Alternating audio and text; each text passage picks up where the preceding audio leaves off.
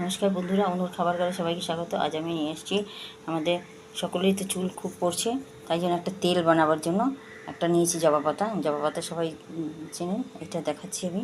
আর এই বাকি পাতাগুলোকে আমি কুচি কুচি করে নিয়েছি।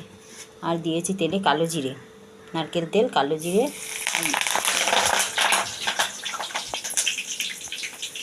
আর জবা পাতা। তারপর দিয়ে দেবো জবার ফুলগুলোকে।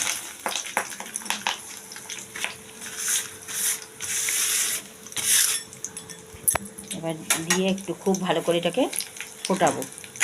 ফুটিয়ে ফুটিয়ে কালো জিরে আর জবা পাতা আর জবা ফুল সব দিয়ে আমি খুব ভালো করে ফুটিয়ে নেব।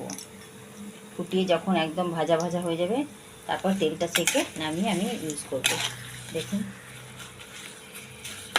খুব ভালো করে তেলে এইটা মুচমুচে হয়ে যাবে।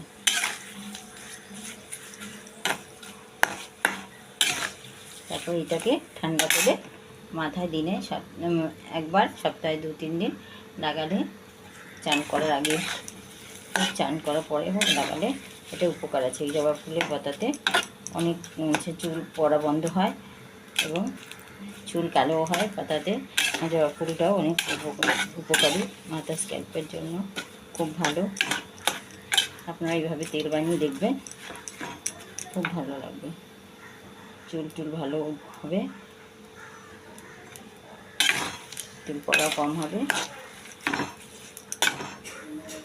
এবার তেলটাকে থেকে আমি ব্যবহার করব। হয়ে এসছে, এখন ভাজা ভাজা হয়ে গেছে প্রায়।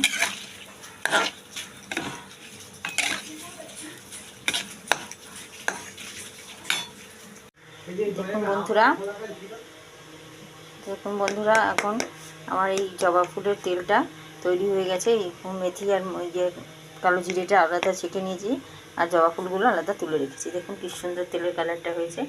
এটা যদি সপ্তাহে 2 দিন মাখা যায়, চুল পড়া বন্ধ হবে আর পাকা চুলও সাদা হবে। এইভাবে আপনারা বানিয়ে দেখতে পারেন। ভালো লাগলে তাই জানাবেন, আবার বানাবেন এভাবে।